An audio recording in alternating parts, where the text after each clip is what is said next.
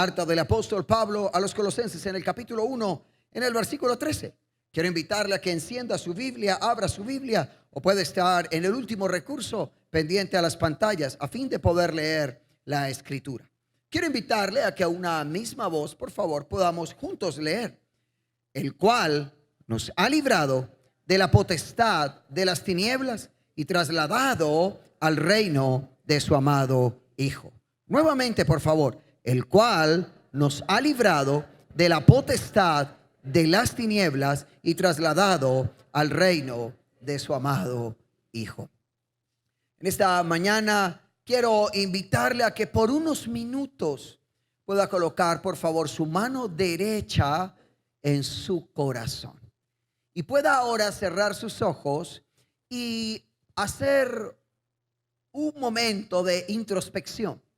Y pueda mirar en su interior y de retrospección y pueda mirar hacia atrás y recordar por lo menos uno o más eventos o acciones que fueron para ustedes supremamente significativas, las cuales ustedes consideran que fue algo muy significativo en su vida.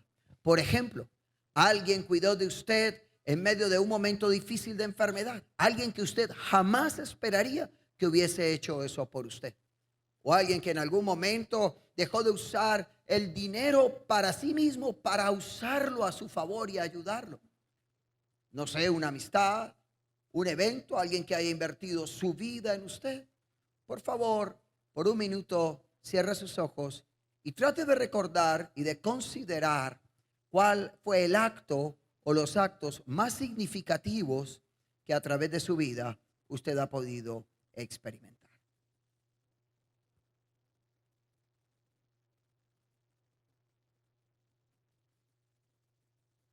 Bien, muy bien.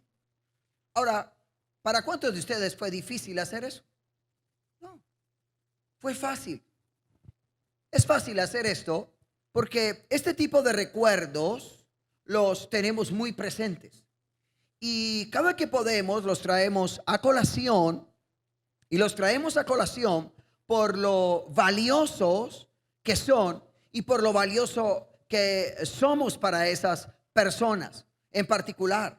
Y sin embargo, escuche esto, aunque uniésemos todos nuestros recuerdos de actos significativos por nuestra vida, así los uniésemos todos en este lugar, en una misma, los pudiésemos reunir en un mismo sitio, dentro de una misma bolsa, figurativamente hablando, o todas las experiencias o los actos que en el mundo las personas recuerdan como beneficiosos, significativos para su vida, si los pudiésemos reunir todos en un mismo lugar, quiero decirle que todos ellos unidos en un mismo lugar jamás lograrían superar los tres actos que Dios hizo por el hombre pecador. Ni siquiera podría, escuche esto, superar uno de ellos. El pasaje que hemos leído hace parte de la mención que Pablo hace de los tres actos significativos más grandes que Dios ha hecho por el hombre. El primero de ellos es el versículo que se encuentra antes del versículo 13, es decir, el versículo 12. En el versículo 12 Pablo dice: con gozo dando gracias al Padre que nos hizo aptos para participar de la herencia de los santos en luz.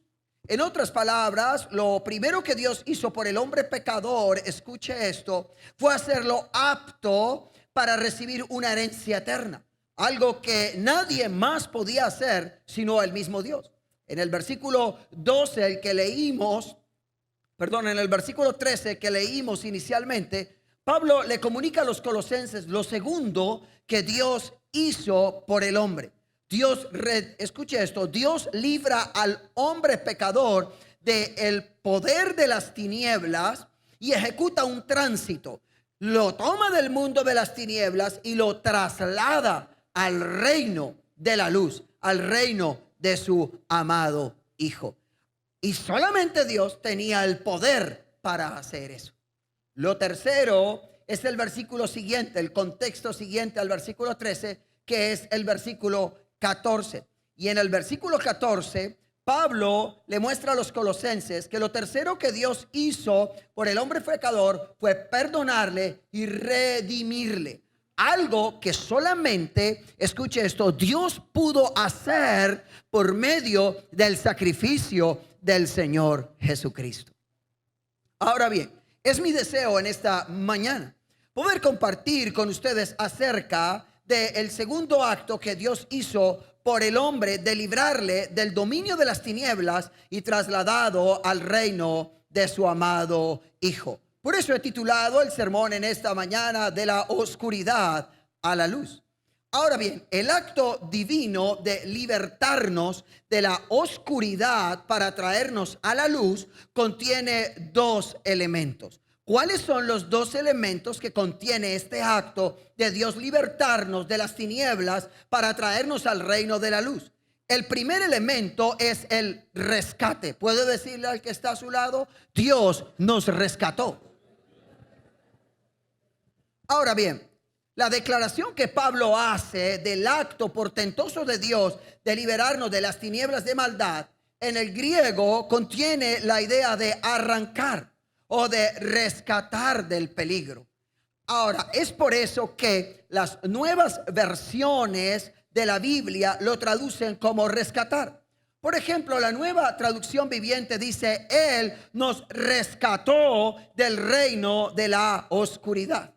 Ahora, si la palabra, el verbo rescatar, contiene la idea de sacarlo del peligro y adiciona o contiene la expresión peligro, podríamos entonces decir que si lo traducimos de manera literal, el pasaje diría algo así como: Él nos rescató del peligro de la oscuridad. Ahora, la oscuridad no solamente es peligrosa en lo natural, sino que la oscuridad también es peligrosa en lo espiritual. Cuando una persona anda en oscuridad, puede caerse, puede ser víctima de todo tipo de robos, asaltos, males, por causa de la oscuridad en que camina y en que anda. No tiene una claridad, puede perderse, no sabe por dónde transitar. Muy bien, en relación con la oscuridad espiritual, también es peligrosa. Pues vivir en oscuridad espiritual conducirá al ser humano a su destrucción y a su muerte eterna. Y eso lo deja la Biblia en claro. Ahora bien, la connotación de peligro que contiene el verbo rescatar sugiere que el rescate es de una situación muy conflictiva. Ahora, el reino de las tinieblas está en permanente conflicto, en oposición al reino de la luz por causa del alma humana. Un ejemplo de la realidad del conflicto espiritual que existe frente al alma humana es el libro de Job. Podemos verlo a través de toda la narrativa de lo que le ocurrió a Job. Ahora, ese conflicto es por causa del alma humana y debe quedarnos claro. Ahora, la declaración que Pablo hace, él dice que ese rescate fue de un poder. La Reina Valera presenta la palabra potestad como sinónimo de poder y de dominio. Lo que Pablo está diciendo es lo siguiente: Dios nos rescató del poder y del dominio. Y Pablo aquí personifica todo el sistema de maldad a través de la palabra tinieblas. Y lo que Pablo está diciendo es: Dios intervino a favor del hombre pecador para librarle del dominio de la cautividad, del yugo de las tinieblas.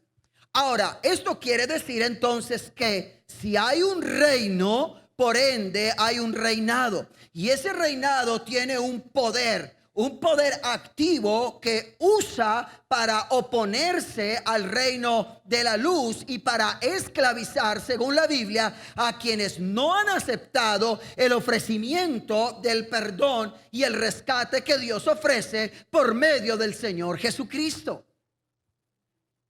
Las personas que viven en cautividad por una sencilla razón. ¿Cuál? rechazan el ofrecimiento divino de ser rescatados, de ser perdonados y de ser salvados. Un ofrecimiento que Dios le hace al hombre por gracia, no por lo que éste puede hacer, sino por gracia. Por iniciativa divina, Dios decide amar al hombre y decide ofrecerle la oportunidad de ser libre de tal condición.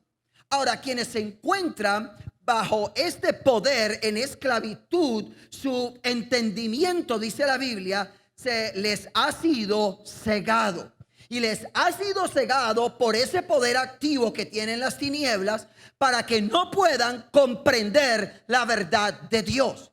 Pues cuando Pablo habla o escribe a los creyentes en Corintios, en la segunda carta, en el capítulo 4, en el versículo 4, Pablo les aclara y les dice que el Dios de este mundo, haciendo referencia a Satanás, ha cegado el entendimiento. ¿De quiénes ha cegado el entendimiento? De los que están en su reino, de los que viven bajo su cautiverio.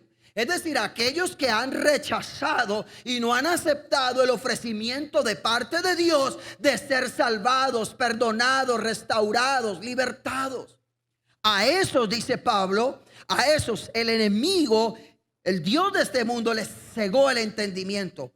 ¿Para qué? Para que no puedan ver la verdad de Dios. Para que no puedan ver la luz de Dios. Para que viendo las cosas de Dios no las entiendan y no las comprendan.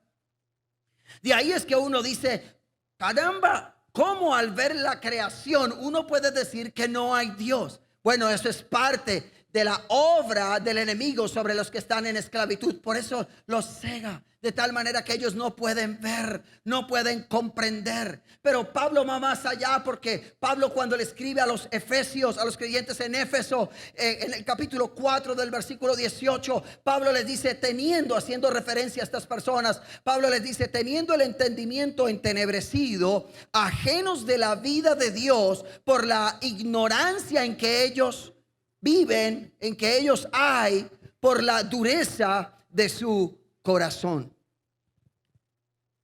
Piensen lo contradictorio que es esto. El ser humano es un ser racional, un ser pensante, ¿o no es así? Ahora, mire lo paradójico. Un ser racional y pensante, como es el hombre, y hace y vive autodestruyéndose. Y hace cosas para dañarse a sí mismo, y también hace cosas a través de las cuales lastima y destruye a su prójimo. ¿No ha pensado en eso? ¿Y por qué lo hace? ¿Por qué lastima a la persona? A través de la mentira, la calumnia, la infidelidad conyugal. Eso destruye la vida de las personas. En el versículo 19 del capítulo 4 de la carta a los Efesios, ahora mencioné el versículo 18, sigo en su contexto, versículo 19, Pablo dice, los cuales después que perdieron toda sensibilidad, está hablando de los que están cautivos, de los que están cegados, de los que su corazón se endureció. Bueno, dice Pablo de ellos, dice, ellos perdieron toda sensibilidad y se entregaron a la lascivia para cometer con avidez toda clase de impureza. Pero lo más fuerte de esto es que el hombre vive en esa condición y el hombre no ve la consecuencia de esa condición. Está cegado. Cuando usted habla con personas que muchas veces están en la cautividad de la promiscuidad sexual, uno le dice, ¿y no te da miedo de una enfermedad? ¿No te da miedo de pronto de adquirir una ITS, una ETS, que una enfermedad de transmisión sexual que te pueda llevar a la muerte? No, eso no le pasa. Yo me protejo. Yo me protejo. En un momento de mucha pasión, las hormonas, tu ser que es sexual, en un momento de extremada pasión, muchas personas se les ha olvidado ese punto, esa expresión. yo me protejo. No miden las consecuencias. Las relaciones prematrimoniales. Puedes quedar en un embarazo no deseado. No, eso no va a pasar. Y si usted va y pregunta al bienestar familiar la cantidad, las estadísticas de los embarazos no deseados, se dará cuenta que es bien alta en Colombia. Y no solamente eso, sino muchas cosas más. Hay veces, el año pasado en nuestro país hubo un caso. Una estudiante molesta con su profesor porque no le ayudó con la nota, levantó una calumnia y le acusó de un intento de abuso sexual. Al docente fue llevado a prisión mientras que se aclaraban los hechos. La esposa de aquel hombre lloraba a través de los medios de comunicación y decía: yo creo en la inocencia y en la integridad de mi esposo. Pero aquella chica, en enojo y en rabia contra su prójimo, porque éste no le cubrió su irresponsabilidad de no haber estudiado, le acusa legalmente de un abuso que nunca existió y que con los meses se resolvió el caso. Pero la vida de este hombre quedó manchada. Quedó expuesto en la picota pública, por así decirlo. Su reputación y su integridad y sus muchos años de integridad fue cuestionada simplemente por la mentira de otro. Y uno se pregunta, ¿cómo un ser tan pensante como el ser humano es capaz de hacer eso? Bueno, es capaz de hacer eso y de vivir en esa irracionalidad muchas veces por una sencilla razón. ¿Cuál? Está esclavo del pecado. Pues quien gobierna su vida y su corazón no es Dios, no es la verdad de Dios, sino que son las tinieblas. Y por eso hace lo que hace.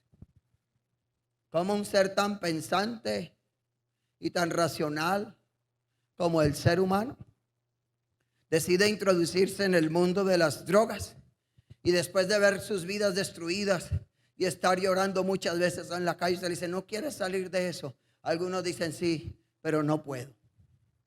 Es algo que va más allá de mi capacidad humana de poder sobreponerme y dejar esto.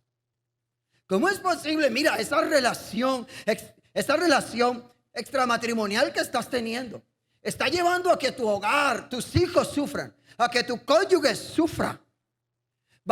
Todos tus años de vida matrimonial los vas a destruir por una aventura de unos minutos.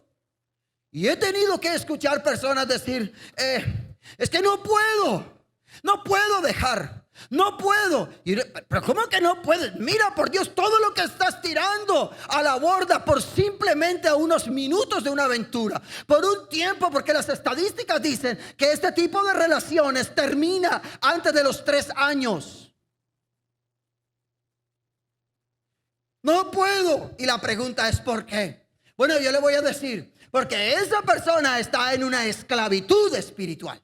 Está cegado y no alcanza muchas veces a ver y a comprender que todas sus decisiones en esta vida, que todos sus actos en esta vida traerán consigo una consecuencia. Satanás solo quiere presentarles el momento, el disfrute del placer, pero a ellos se les ha cegado el entendimiento para mirar que la consecuencia de sus acciones los conduce a la destrucción y a la muerte eterna.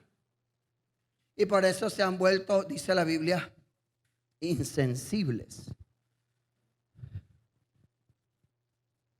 Por eso es que muchos viven ridiculizando, persiguiendo y hasta asesinando a los que profesan a Dios en sus corazones. Ahora, todo esto lo hacen sin medir las consecuencias. Vuelvo y lo repito, porque están ciegos, están en tinieblas. Ninguna persona que está bajo la esclavitud de las tinieblas tiene luz. Si no, utilizaría esa luz para salir de las tinieblas. Una persona perdida en total oscuridad de las tinieblas no tiene esperanza, a no ser que alguien la rescate. Pero es importante aclarar que no puede ser rescatada por quienes también están perdidos en las mismas tinieblas. Por eso un pecador no puede ayudar a salir a otro de esa condición. Lo que va a hacer es justificarle su acción. Va a contribuir a su casa, a su causa con argumentos, pero no le va a poder sacar de ahí. No puede ser rescatada. Ahora, pastor, si usted presenta eso así, lo que usted está mostrando es un panorama desesperanzador. O sea, el que está allá, ¿cómo va a salir? Bueno, es por ese motivo, y aquí esto es lo glorioso. Es por ese motivo que Dios tuvo que rescatar al hombre. Únicamente Él es la luz. Por tanto, solo Él pudo llegar a rescatar al hombre que se encontraba en tinieblas. Y la buena noticia en esta mañana es que Él lo hizo. Él no dejó a la humanidad en esa oscuridad, sino que en su tiempo Él se vistió de carne, se encarnó y vino y habitó entre nosotros. Escucha esto. Y murió por nosotros para que en su sacrificio usted y yo pudiésemos ser libres de la esclavitud del pecado. ¿Cuántos alaban a Dios por eso? No piense que el pecador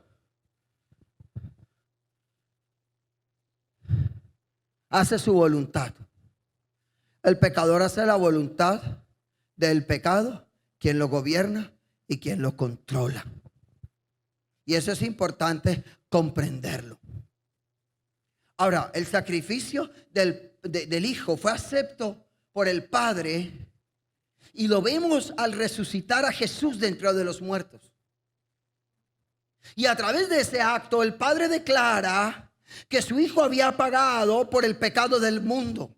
Es decir, nuestra cuenta fue saldada.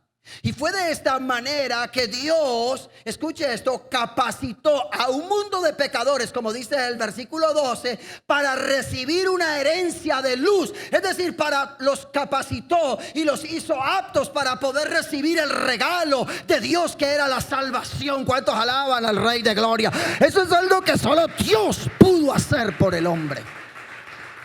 Nadie más lo pudo hacer. No hay religión, no hay ceremonia, no hay nadie que pueda hacer lo que Dios hizo a través de la persona del Señor Jesús. Amén. Y eso es importante comprender. Y no solamente nos capacitó para poder recibir la herencia,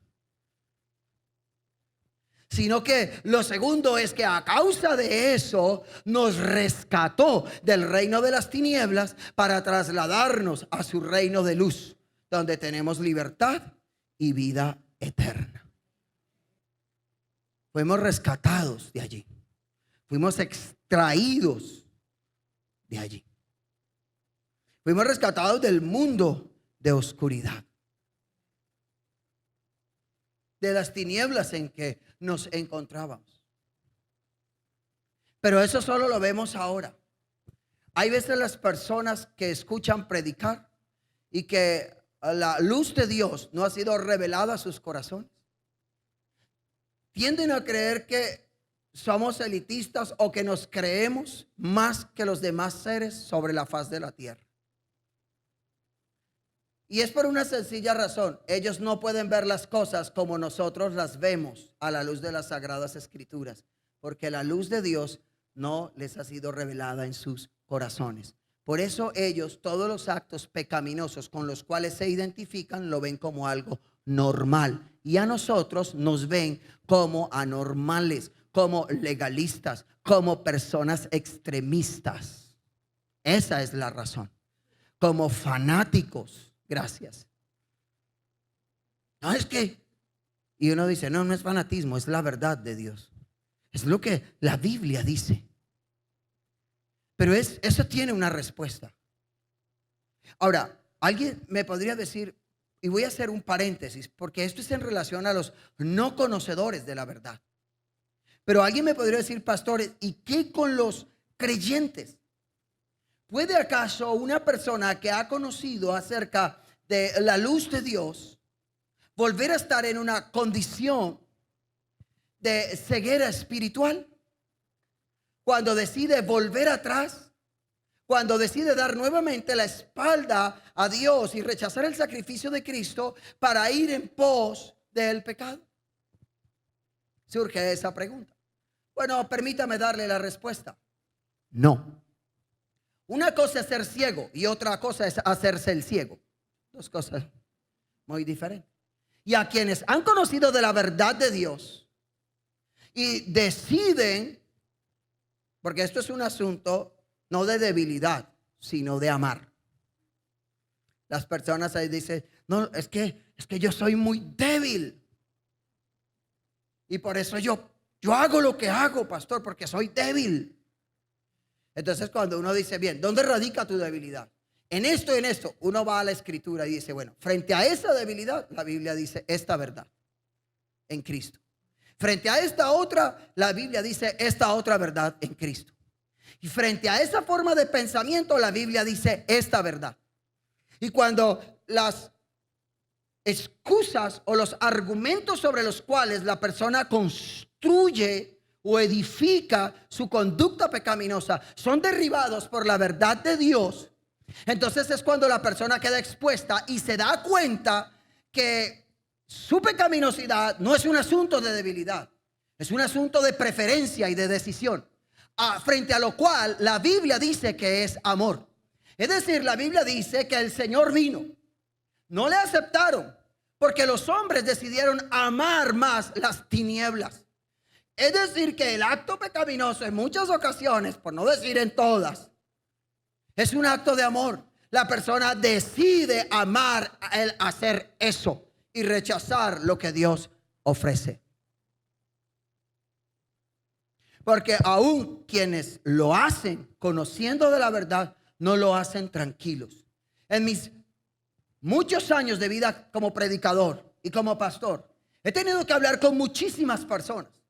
Personas que se apartan del evangelio, personas que cometen pecados, personas que están en luchas, personas que son fortalecidos espiritualmente.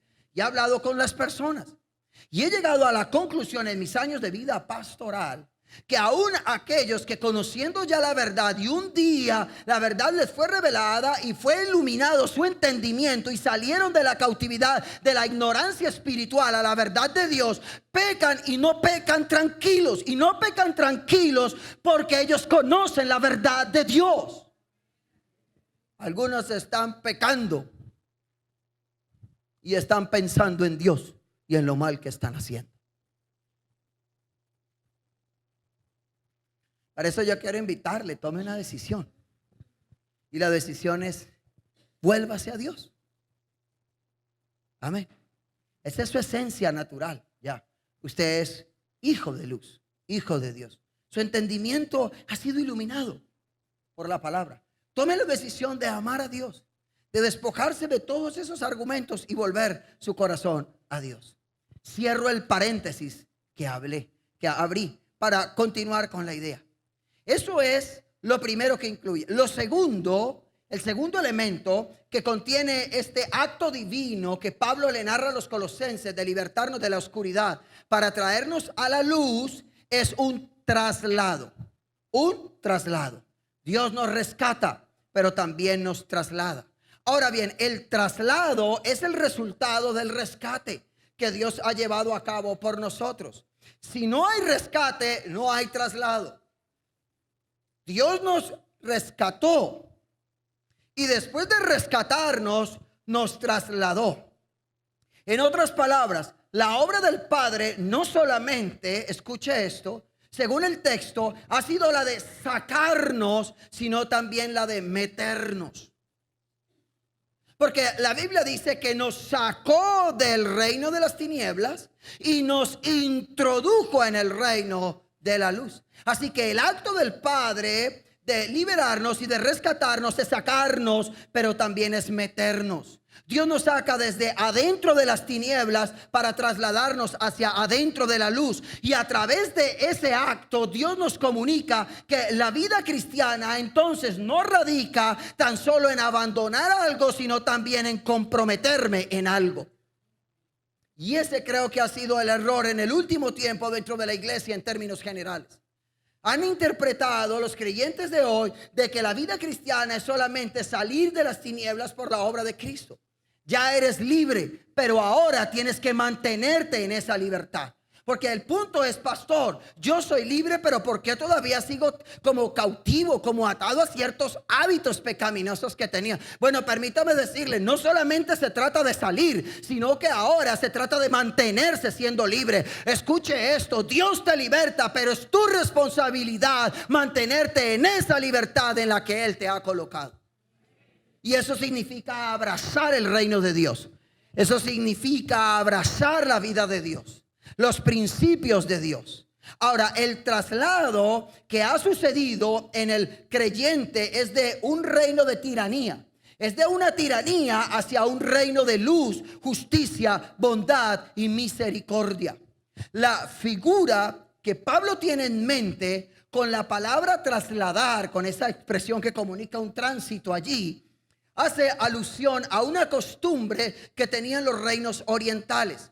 Y era que cuando una nación que era poderosa, su ejército lograba conquistar y dominar a otra, lo que hacía era que las personas que habían quedado vivas con sus pertenencias eran tomadas, eran raptadas, eran arrancadas de su tierra, de su reino, para ser llevadas a la tierra de sus conquistadores o de sus captores, para esclavizarles y controlarles. Ahora, Pablo tiene en mente la idea de traslado, pero no como ocurría en ese tiempo. Porque aquí Dios no nos arranca y nos saca de esclavitud para colocarnos en otra esclavitud, sino que Dios nos saca, nos arranca, nos traslada de la esclavitud del pecado para traernos a la libertad en Cristo. ¿Cuántos alaban al Señor por eso? Ahora en el reino de Dios, que no es comida ni bebida, sino que es justicia, paz y gozo en el Espíritu Santo. Escuche esto, la libertad consiste y radica en que ahora tengo la capacidad de poder decir no frente a la propuesta del pecado. Cuando la persona está cautiva no hace su voluntad, hace la voluntad del pecado que lo gobierna. Pero cuando la persona está en Dios, puede decir, sí lo hago, no lo hago. Es un asunto de amor. No lo hago por amor al Señor. Ahora, alguien podría decir, venga. Pero eso es también como otra cautividad. O sea, te sacan de allí para que vengas a obedecer acá. Un momentico, vamos a aclarar dos cosas. La primera es que el liberto debe su vida a su libertador. Y la debe en gratitud y en amor por el hecho de haberlo libertado de una tiranía. Y haberlo traído ahora a un reino de bondad, luz, amor y misericordia. Los seres humanos, escuche, cuando obedecemos a Dios no lo hacemos por la imposición o la obligación. Lo hacemos por amor y gratitud. Es como en la pareja. Hay cosas en la vida de pareja. ¿Cuántos son pareja aquí? ¿Pueden levantar la mano? Es que yo siento como que hubiese hablado un poco de soltero. Tengan la mano en alto. Cerciorarme que hay pareja. Eso. Los casados sabemos que en la vida de pareja hay cosas, por lo general, culturales que no nos agradan de nuestro cónyuge. ¿Sabía eso? Claro, ¿cierto que sí? Sí, mi hermana afirma y dice, amén, eso es de Dios, pastor, hable por ahí. Sí, claro. Hay cosas propias de mi contexto cultural que a mi esposa no le agradan mucho. Y hay cosas propias de su contexto cultural que a mí no me agradan tampoco. Pero no las hacemos porque amamos al otro. Así de sencillo. Lo he dicho en algunas ocasiones. Creo que es un mal hábito, según la etiqueta. Morder hielo. Pero no hay nada más rico que eso. A mi parecer. En mi casa no le veían problema. A mi esposa le incomoda oír el crujir cuando muerdo el hielo. Así que tengo dos opciones. O lo muerdo porque digo, es mi gusto, o simplemente, está claro, no lo hago por amor a ella. No lo hago porque ella me tenga esclavizado. No lo hago porque ella me tenga subyugado. Donde te comas un hielo, ¿no? No lo hago sencillamente por amor. Y si lo hago, trato de hacer menos ruido posible. O de alejarme. Es un ejemplo de la vida diaria para ilustrarle acerca de una verdad espiritual. Escuche lo siguiente. No obedecemos a Dios porque Dios nos haya amenazado. No obedecemos a Dios porque Dios nos haya intimidado. Obedecemos a Dios porque lo amamos. Obedecemos a Dios porque lo único que hay para Él es gratitud. Cuando uno ve ese cuadro y uno dice, Dios mío, yo estaba esclavo en el pecado, iba rumbo a la muerte eterna, separado por la eternidad, en el lugar del crujir y del lloro de dientes, que es real y trascendente. Es decir, independiente de si usted crea o no, es real, la Biblia lo define. Cuando yo veo que iba hacia ese lugar, pero que por causa de lo que Dios hizo, ahora soy libre y ahora tengo la oportunidad de disfrutar de la vida de Dios y de la libertad de Dios, entonces no queda más que gratitud y amor para con Él. Y eso es lo que me motiva a obedecer. Así que la obediencia es un resultado del amor. Y lo cierro, esa idea, con las palabras del Señor Jesús. Si me amas, obedece mis mandamientos. Y no lo dije yo, lo dijo el mismo Dios. Porque para Dios, obediencia es igual que amor. ¿Cuántos pueden alabar a Dios en esta mañana? El traslado que ha sucedido en el creyente es de una tiranía hacia un reino de luz, de justicia, bondad y misericordia. Y eso debe quedarnos claro en el corazón. Ahora, ese traslado no es parcial. No es que Dios nos sacó de las oscuras y lúgubres tinieblas a una semiluz. No. Hay personas que dicen, pastor, es que yo no sé, yo siento como que hay veces sí creo que Dios me sacó, hay veces como que Dios no me sacó, como que hay veces siento que soy libre, hay veces siento que estoy cautivo. Bueno, no sientes, piensas, es una forma de pensamiento. Entonces se crea como un ambiente en la mitad, como una especie de semiluz o de semioscuridad. Cuando uno tiene un vaso a la mitad, uno pregunta, ¿está medio lleno o está medio vacío? Bueno, está medio lleno y está medio vacío. Ni lo uno ni lo otro. Igual, las personas hay veces creen que Dios los sacó y como que los dejó ahí en la mitad. O como que ellos se bajaron en la mitad del camino. No, permítame decirle algo. El traslado de Dios no es parcial, es total. Y ocurre de manera inmediata en el momento en que el hombre acepta el perdón de Dios y el sacrificio de Cristo como el medio para él ser salvo y reconciliado con el Padre. En ese instante que ocurre eso, está claro, su vida es trasladada de un reino a otro. La salvación se desarrolla en medio de un tránsito, ¿cuál? De las tinieblas a la luz admirable. Y escuche esto, no hemos sido trasladados ni por medios religiosos, ni por medios humanos, ni por medios culturales o por cualquier otro medio. Solo hemos sido libertados, escuche, por causa de la sangre de Jesús que fue derramada en la cruz del Calvario. ¿Cuántos pueden alabar a Dios? Solo por su sacrificio. Y Pedro confirma eso porque cuando uno lee la carta del apóstol Pedro, en la primera carta del apóstol Pedro, en el capítulo 2, en el versículo 9, Pedro dice, para que anunciéis las virtudes, en la parte final del texto, de aquel que os llamó radicalmente de las tinieblas, ¿a dónde? A la luz admirable.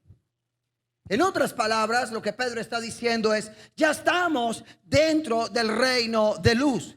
Ya estamos dentro del reino del Hijo de su amor, de su amado Hijo. Ya estamos en el reino del Señor Jesús. Ya estamos, en otras palabras, en principio participando de la gloria prometida. Ya comenzó una buena obra para nosotros, un tiempo de gloria.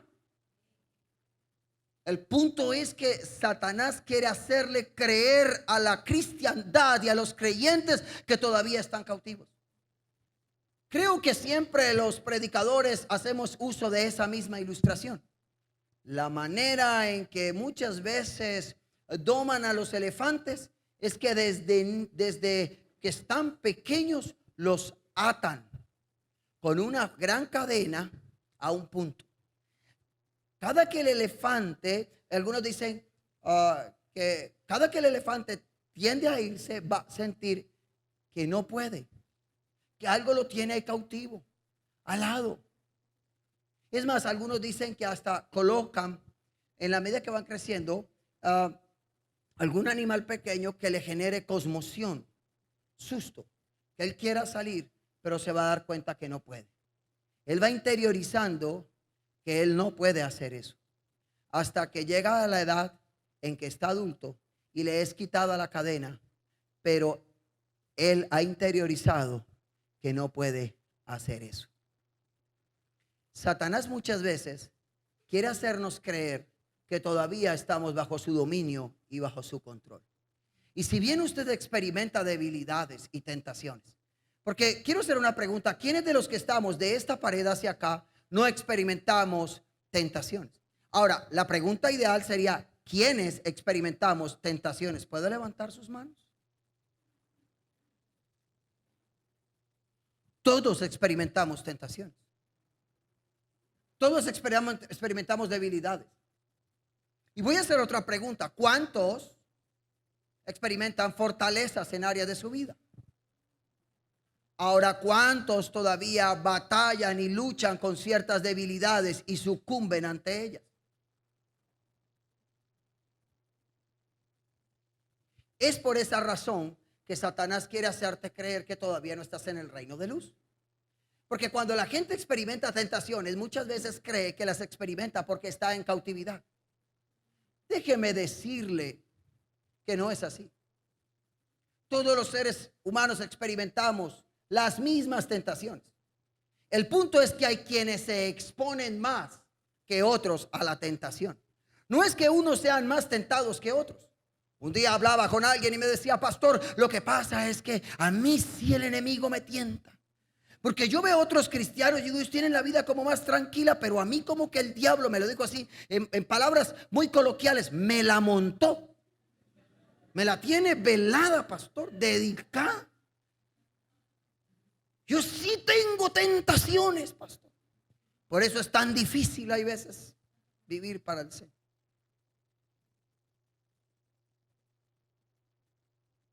Y él creía que él era más tentado que todos los otros seres humanos.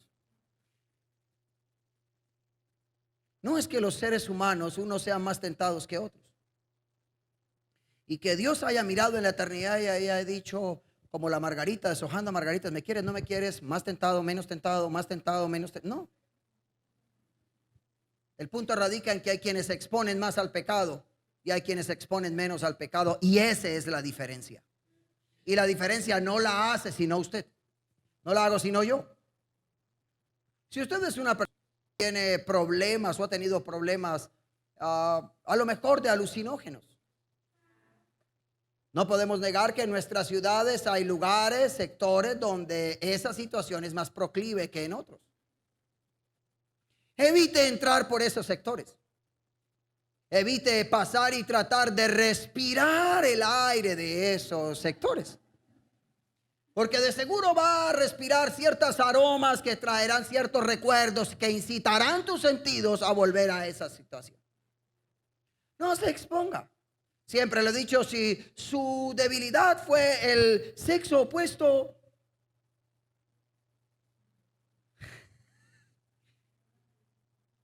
¿qué hace?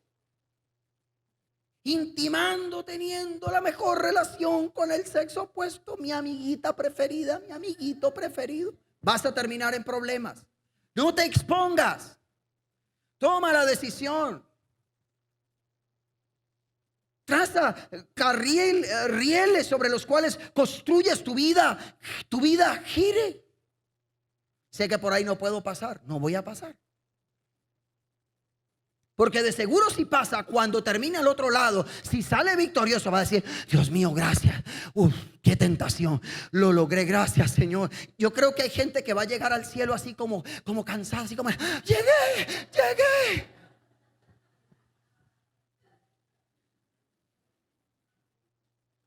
Y hay otros que van a llegar: gloria a Dios, llegamos, bendito sea el Señor, alabado sea el Señor. ¿Y en qué radicó la diferencia?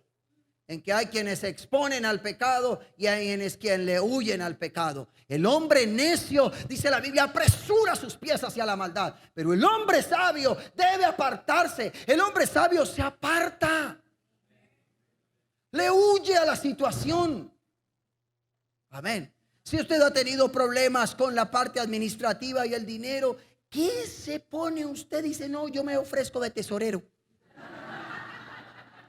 Y luego está diciendo: qué tentación, Dios mío, qué tentación. Y entonces el diablo le viene y le dice: sí, claro, es que no has salido, tú no eres libre, todavía estás cautivo. Es que ese es el problema, todavía, mira, el Señor no está. Y entonces usted siente como que está entre media luz y media tiniebla, y como que el Señor se le cayó, como que el Señor iba con un poco de gente, hay una bolsita, y usted se cayó y quedó en la mitad. Y no es así. Escuche lo que le quiero decir: el traslado fue total, fue único y fue inmediato para la gloria de su nombre. Hoy somos libres para la gloria del Señor Jesús. Alabe al Señor. El reino y el gobierno de Cristo siempre han existido, porque es que nos trasladó a un reino existente, y eso hay que aclararlo. Comparto mucho con mi esposa la predicación, ambos. Y cuando le compartía ayer y meditábamos en esto, ella me decía: creo que es muy importante ratificar esto. Porque es que el reino de Dios no está en construcción, como algunos creen. No, que estamos construyendo. No. El reino de Dios, escuche lo que le voy a decir, siempre ha existido y siempre existirá, porque es eterno. Y por ser eterno no tiene principio ni tiene fin. Y es un reino espiritual.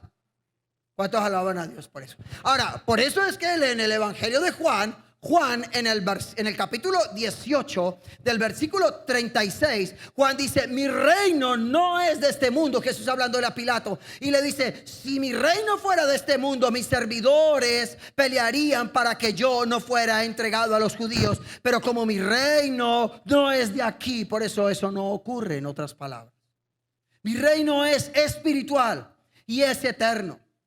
Más adelante, cuando Pablo le escribe a los creyentes en Corintios, en el capítulo 15, versículo 25, amplía la información que dio Juan, que dio el Señor Jesús, la cual registró Juan. Y es que el reino de Dios no es comida, no es bebida, sino que el reino de Dios es gozo y paz. ¿Cuántos alaban a Dios por eso? En el Espíritu Santo.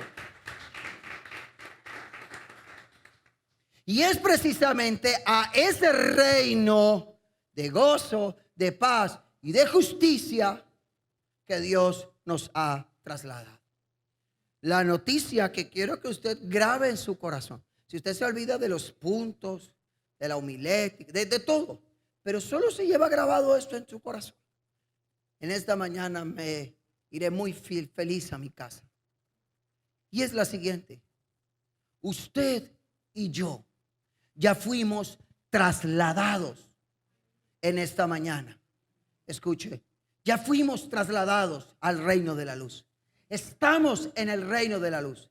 Y el reino de Dios no lo viviremos, no empezaremos a vivirlo en la eternidad. Ya lo estamos viviendo en esta tierra. ¿Cuántos alaban al Rey de Gloria? Y si usted en esta mañana no ha sido trasladado a ese reino, entonces quiero decirle que si usted decide creer a la predicación del Evangelio en esta mañana, entonces usted también será trasladado a ese reino. Amén y amén en esta mañana. Colóquese sobre sus pies, por favor, y oremos al Señor. Hola, soy el pastor Jaime Carrasco de la comunidad cristiana El Camino Cali. Quiero invitarte a que te suscribas a nuestro canal El Camino Cali y puedas tener toda la información acerca de lo que está ocurriendo dentro de nuestra congregación y puedas escuchar todos los videos y las predicaciones de la comunidad cristiana El Camino Cali.